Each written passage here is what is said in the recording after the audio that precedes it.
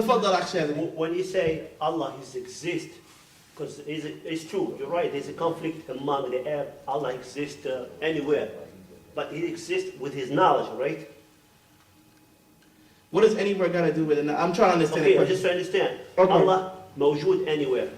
It exists anywhere, everywhere, right? Some people say it could be exist in that corner, it could be exist where. But the true of what the Sunnah said, it exists with His knowledge. بعلمه.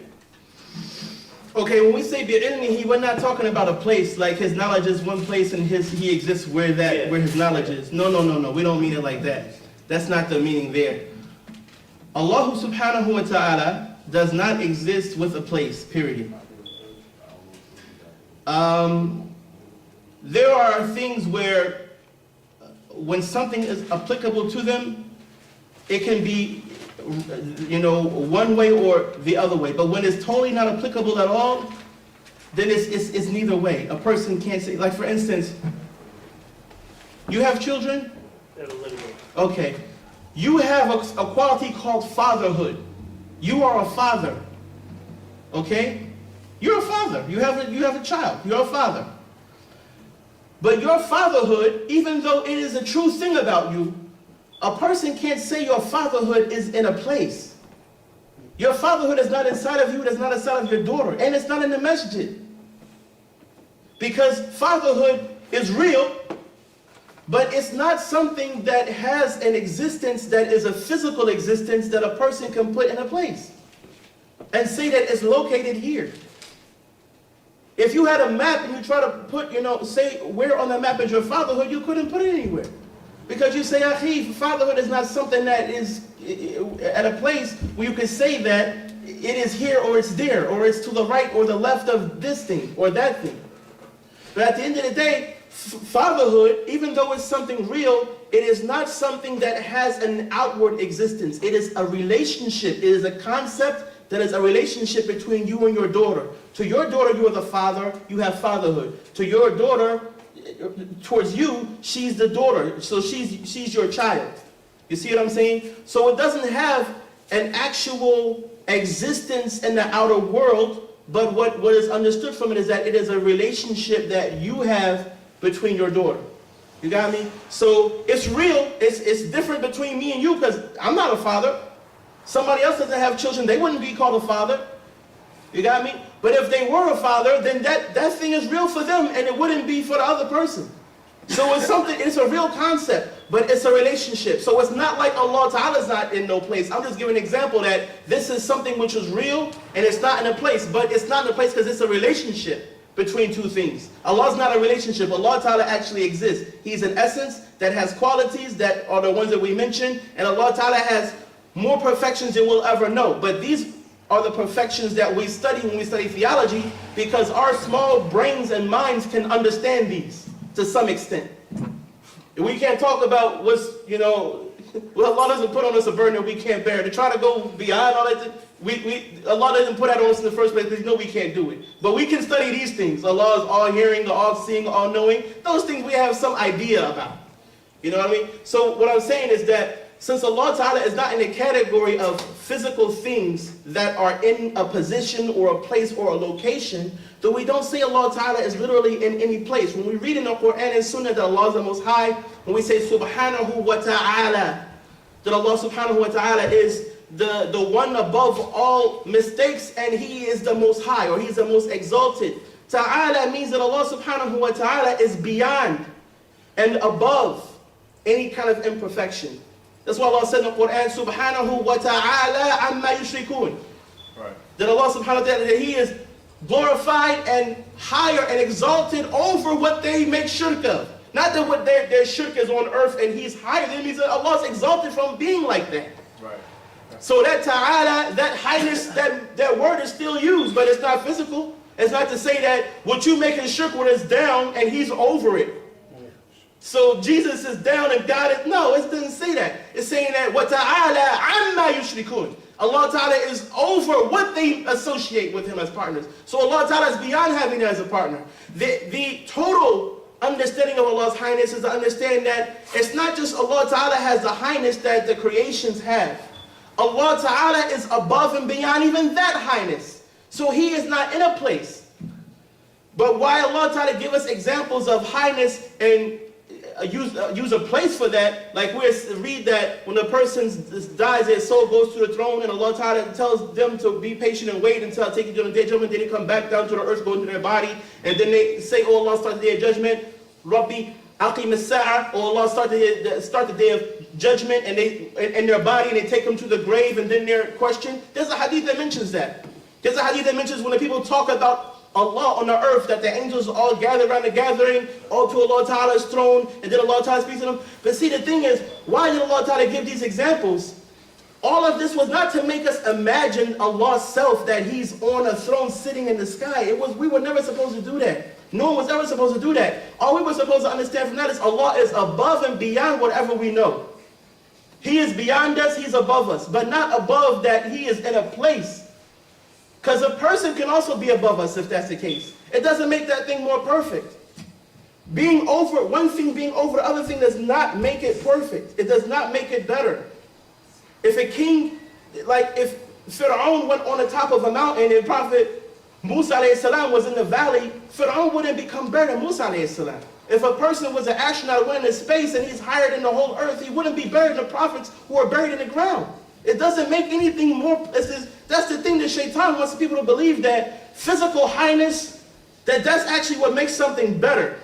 And when something is physically higher, it's not that. The concept was understand from physical highness, the metaphysical highness which really counts. That Allah Ta'ala is in meaning and quality, in essence, He's above and beyond anything else.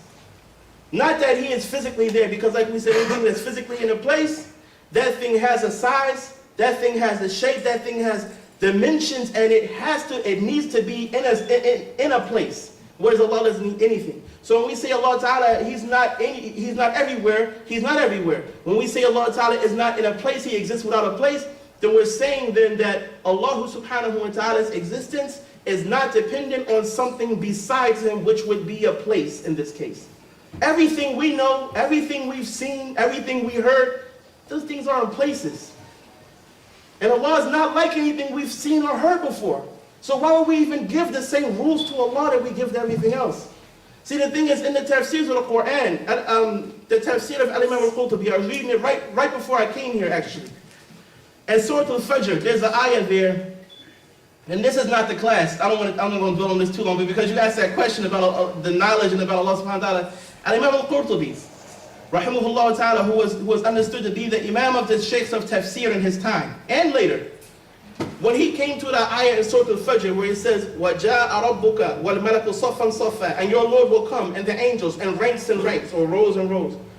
So he said that, جَاءَ أَمْرُهُ, Allah Ta'ala's command will come. Not Allah Ta'ala Himself, because He said, because Allah is not in a place, and it's inconceivable that Allah Ta'ala will move from place to place. Right. This is the Imams of Tafsir saying that something like, if he was wrong, the Shuyukh of Tafsir in his time should have wrote refutations against him. They should have put him in jail. If he was wrong, they all believed that. When people started to say different than that, they got put in jail. Because they disagreed with the whole consensus of the Ummah. Not just the Ahl Sunnah Jama'ah, even the Shiites don't believe Allah's in a place. This is only the belief of people who have not studied this science. This is only people who have not studied theology and understood why we say that Allah Azza wa Jalla is independent of everything, independent of all places, independent of the creations, because a place is not Allah. There is no name of Allah Ta'ala called place. There's no quality of Allah Subhanahu wa Ta'ala called place. The concept of place is something besides Allah. Allah Ta'ala is something and the place is something else. Then that means then if it exists, Allah created it. Because it's not Him.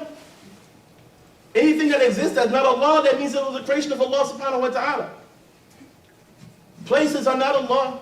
Allah created places. So then that means Allah Ta'ala existed before places, because it can't be that He existed before them and created them, but they both were existing at the same time without a beginning. So Allah created the places, so that means He doesn't need them. So that's to say He's above paradise. He's looking over paradise. He's not in paradise. He's, like you said, He does not have no placement. He don't have no placement at all. Right. Is what you're He's saying. in no place at all. So he's looking down on the creation of the heavens and the See, earth. that's another place. Okay. You say he's looking down. You're saying that he's over looking down. Directions don't apply to him. It's like, you looking down at this. You know what I mean? If I'm looking down, that's one direction. Why couldn't I look from under it? Why couldn't I look from the right, the left, the front, the back of it at the same time? Why I only can look down? Why limit me?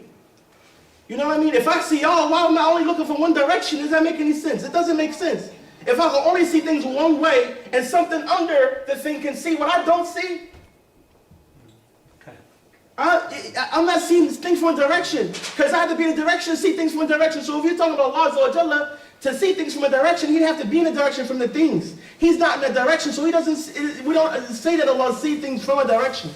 And to see things from one direction as opposed to the other 6 directions is a deficiency. Because you see things from the front, you can't see the back or the left or the right or whatever. Your vision is blocked. If you can see something from every direction and every angle and the inside, the outside at all one time, that's perfection. You got me? Allahu Akbar, Allahu Akbar. At some point we'll get back to where we left off at, inshallah ta'ala. It's like Allah khair. After salat, inshallah. Shukran for the question, Akhi. That's an excellent question. Jazakallah khair. Allahu Akbar, Allahu Akbar, Allahu Akbar, Allahu Akbar. We'll take a pause, inshallah, make the salat and come back. May Allah ta'ala reward all of you. Jazakallah khair. Assalamu alaikum wa rahmatullahi ta'ala wa barakatuh. Let me ask y'all a question real quick. Does anyone here want me to continue what I was talking about Allah ta'ala not being in a place, or to add more clarification on that, or should I just continue what I was saying? I understand that. I understand that. You understand that? Everybody understand that? Maybe I should get that. It's a concept, brothers and sisters. It is a concept that is reflected in the classical works of the Quran, the Sunnah, the Hadith. Al-Imam al-Nawawi, rahimahullah ta'ala, in his explanation of Sahih Muslim, in numerous places he mentions this. The scholars before him, scholars who came after him, and their explanations of Bukhari and Muslim, in their tafsirs, in their tafsirs of the Quran, they have explained that Allah Ta'ala is not in a direction.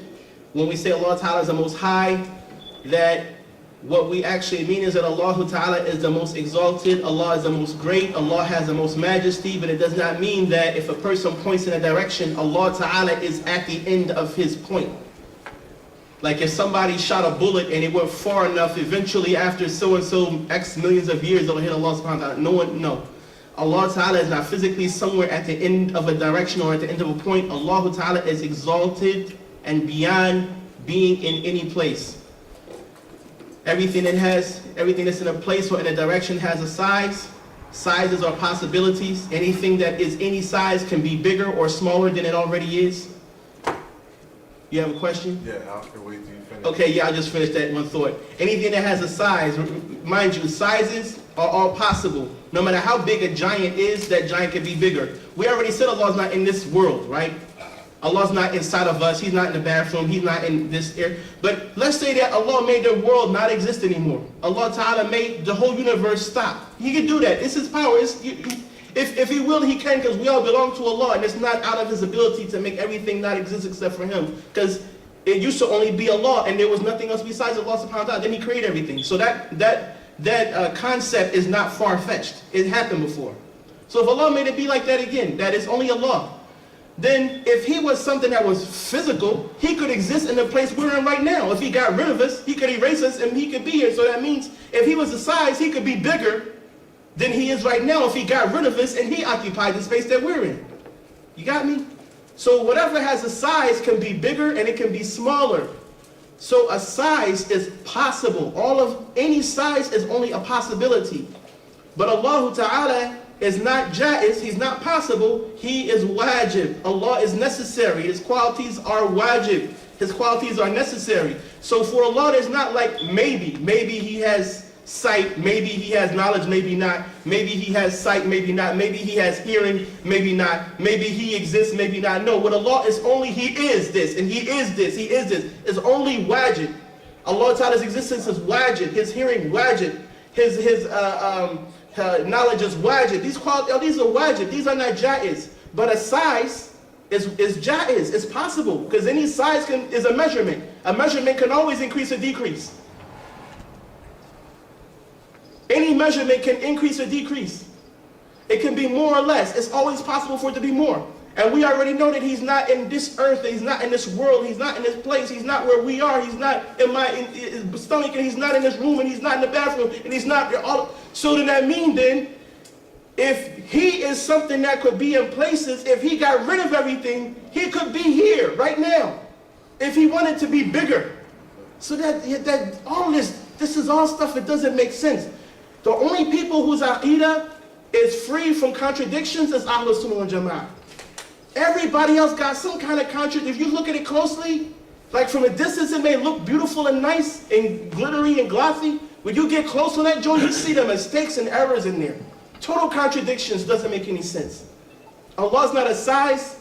He's not in a place. He's not on the throne and like I'm on the chair. Allah Ta'ala is not on the throne because the chair is carrying me, is holding me. I'm sitting on top of it. It's under me. That's not the case for Allah Subhanahu wa Ta'ala. Let me answer your question. So basically what that means is that, you know, we must accept that he is not in any place in that because we can't imagine anything else. So we should not try to go too deep into it because we can't imagine anything but a place. Right. So we accept it and leave it alone. Right. The thing is this. We don't try to imagine how Allah Ta'ala is. When we go over this science, especially when we go over Allah not being in a place, what we're studying is how Allah Ta'ala isn't. Right. Not how, we will never understand how Allah Ta'ala is, because only Allah knows Allah. We have a general knowledge, but we don't know Allah Ta'ala's reality, and it's not for us to. Because we haven't understood our own realities. And in the last class we talked about that a little bit. That we don't understand how we urinate. We don't understand how we go to sleep. We don't understand our soul comes out, you know. We go to sleep every night. Our soul actually travels. People's souls go out of their body. Actually, Ibn al-Jawzi rahimahullah ta'ala in his tafsir of Quran said everybody has a nafs and a ruh. Everybody has a spirit and a soul. He said that the soul, the ruh, stays in the body and they stay alive. Because when the ruh leaves, the body dies. The person dies. But the ruh stays in the body and the person keeps breathing and their heart beating. But their nafs, their spirit goes out and travels. It goes all over the place.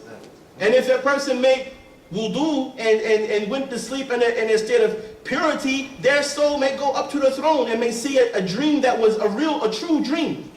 It may visit people that have other people who have already died and talk to them and they tell them something after their death.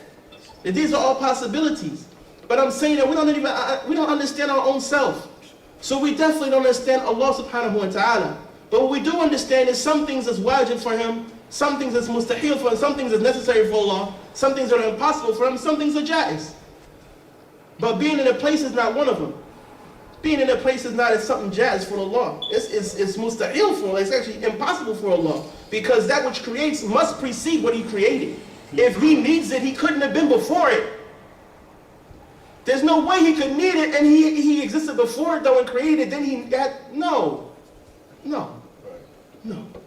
But then, why I emphasize this, because there's some individuals go around, they're printing books and making CDs and stuff and they're saying this. And their whole group really is a result of a political situation in that region that happened, that when they took control of the Holy Land, they made that to be the methodology of the area. But the scholars who never agreed with that. The scholars who disagreed were murdered, they were killed. And then that ideology was spread. And the ulama, like I said, this sheikh was in Mecca. He was the mufti of the Malikis in Mecca. So that represents in 1200 after the Hijrah, what they used to believe in Mecca. Not what they're saying now, in classes they give in Mecca now. This is, this was back in the day, before all that other stuff happened and people took out of power and people was murdered and other individuals was silenced and put in jail and whatnot and all that stuff, all the fitna later on, then that became everybody saying now Allah's in the place and Allah's above this. They weren't saying that before. They weren't saying that before. Yeah, Akhwani. This is proof they wasn't saying that before. But at any rate, that which comes before something can't need the thing that came after it because it came before it is impossible. So until a person can bring a name of Allah or a quality that says Allah is the place, then there's nothing to talk about. Because that's not one of Allah's qualities, that's not His name, so it's something besides Allah, and Allah Ta'ala doesn't need it, and He created it, and He's not inside of it. So then,